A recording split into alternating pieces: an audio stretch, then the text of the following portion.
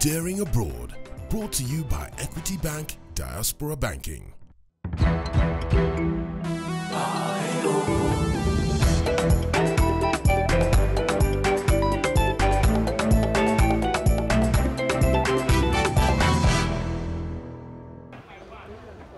Welcome to our second episode of the Daring Returnees edition of your favorite series, Daring Abroad. In today's feature, I started to realize that this country actually does need me in terms of the expertise that I've had, the exposure that I've had, and there are things that I can do that would open opportunities for others. the skills, the passion, the knowledge, the resources Professor Dominic Mwenja brought to this country after living and working abroad for over 30 years. Professor Mwenja is barely 4 months old as the Chief Executive Officer of the Mater Hospital in Nairobi. He returned to Kenya in 2014. He had reached what he calls the apex of his career in the US in 2013 when his tenure as the President or Vice Chancellor of California Miramar University came to an end.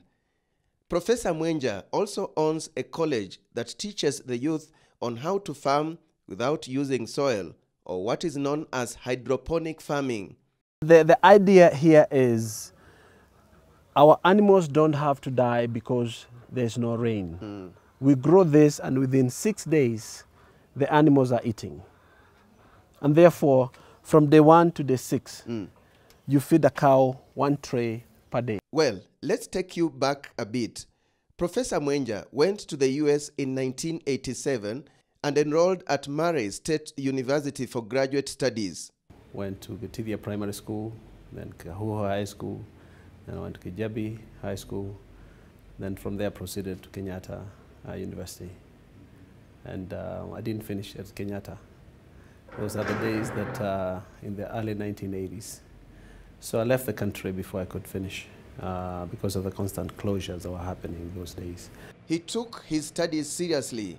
By 1991, he had completed his MBA, and in 2006, he obtained his doctorate at the Alliant International University in San Diego. He started teaching. Later, he became the Dean of the School of Business in California. Eventually, the ultimate President or Vice Chancellor of California Miramar University. Among the things that I was doing when I was the Vice Chancellor of the university was to run the programs the university had both in the US and in Asia. We had programs in Vietnam. So I was constantly in Vietnam for about 7 years. I was constantly in Vietnam, going back and forth. And because of that, I got to get the Asian exposure and the Asian experience of how to do business in Asia and how to deal with the Asians. It is that experience from both the US and Asia Professor Mwenja brought back to Kenya, with his main forte being leadership and strategy.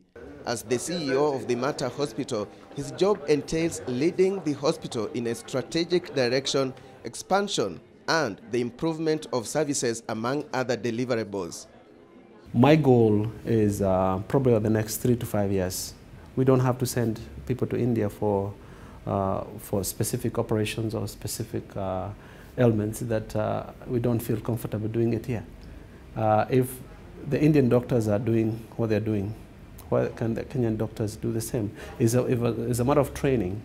Then we have to empower doctors to be able to do that, to go through the training. If it's a matter of equipment, then we have to find a way to get that equipment to do the same. But we cannot just buy equipment without training people to actually use the equipment. To reach where Professor Mwenja has reached is not easy. It's all about determination and hard work. In the US, while undertaking his studies, he had to do several jobs to make ends meet, and little did he know that he would later become a Vice Chancellor of a university in the US. I started working as a janitor, literally haul trash and clean the toilets and the trash from the dormitories from the other students. Then after a while, I realized I wasn't making enough money because at that time, minimum wage, I believe, was $3.15. So you work for a whole week, you work 30 hours, you get $90. and then there's taxes. And by the time you pay taxes, you don't have a whole bunch of money left. So I decided to look for another job. So I became a security guard. So I was working as a janitor and a security guard.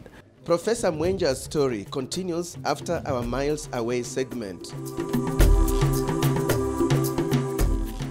This week on Miles Away, we take a trip to the Socialist Republic of Vietnam, one of the places where Professor Mwenja lived. Vietnam lies in the southeastern part of Asia and has a population of approximately 95 million inhabitants. Its capital city is Hanoi. The country is one of the biggest producers of cashew nuts in the world. Apart from its beautiful beaches, Vietnam is home to numerous tourist attractions. One such attraction is the hot springs of Vinh Chau, whose water are said to be so hot they can boil an egg. One would also want to visit the tunnels of Cu Chi, a network of underground pathways stretching over 250 kilometers. They were used by the Vietnamese military during the Vietnam-American War. Vietnam is also home to the world's largest cave, named Song Dong. It is so big, it has its own river, jungle, and climate. Motorbikes are the most common form of transport in the country. Ha Long Bay in Vietnam is another scenic beauty.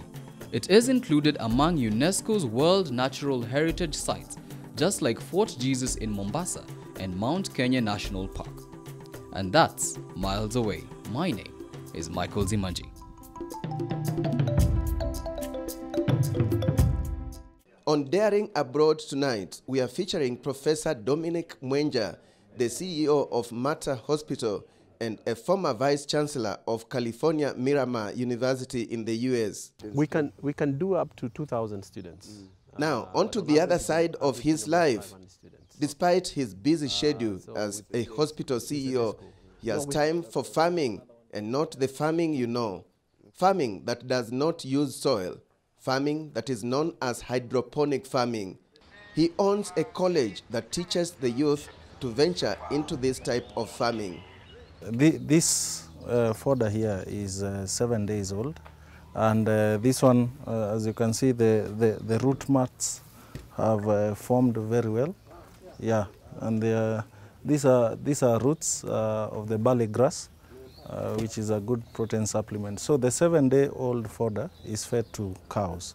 Actually, you know, in this other structure you are in, it's germination. Yes. You only need water, warmth, and air. But here, this is where the science starts. And in that water, you already have nutrients. And when you eliminate soil, you need another medium that is going to support the roots of the plant itself, which is really the purpose of soil, to support the roots. In this case, we use pumice to support the roots. And with pumice, once we transplant the seedlings into the pumice, then we feed it with the nutrient solution, where the nutrients have been put in a solution format. And the good thing with that is, because different plants eat different types of nutrients, you feed them with the nutrients that they want, that they actually need. And that's why you see a lot of the hydroponic products are healthier, they grow faster, and they are free of diseases, because with soil, we have a lot of issues to do with soil. Here we are not using soil also, still hydroponics. We are using pumice. This is a volcanic rock. It's called pumice? Yeah. Volcanic rock? Volcanic rock. Where does one get this? You can get this from Longonot area. It eliminates the 50-50 chances of farming on regular soil, because in this method, we are sure of the process, so we are sure of the product. Professor Mwenja is indeed a daring returnee whose impact back home is felt in various sectors of the economy.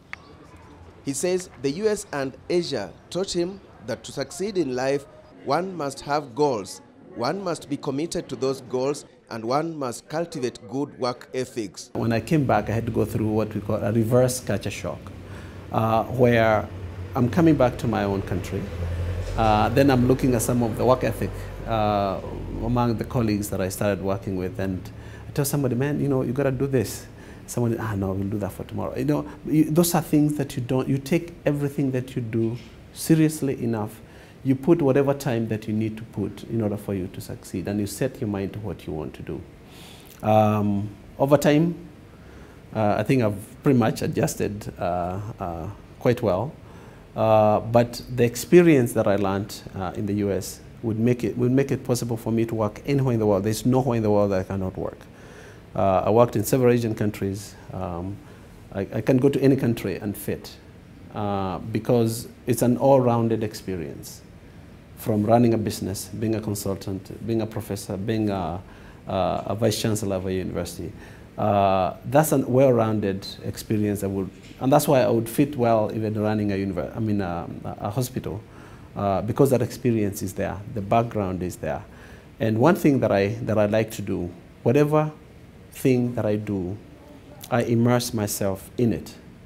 I learn as much as I need to learn. And this is Professor Mwenja's advice to future returnees as we wind up our show today. If you have an urge to return, come back, but do your homework, because the system will eat you. I don't want you to come and get frustrated within and I've seen Kenyans come and they go and they leave because they get frustrated with the bureaucracy. They get frustrated with the corruption, with the inefficiencies that are there. Yet the country is still running. And that's what gives me joy. The country is still running. That means if we are to fix the inefficiencies and the corruption and all these other things that are embedded within the bureaucracy, we can actually build a great country.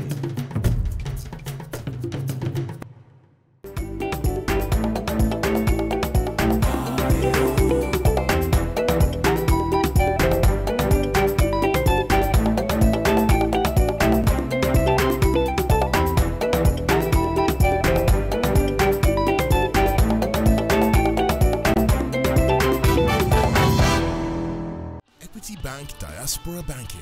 Receive money from anywhere in the world.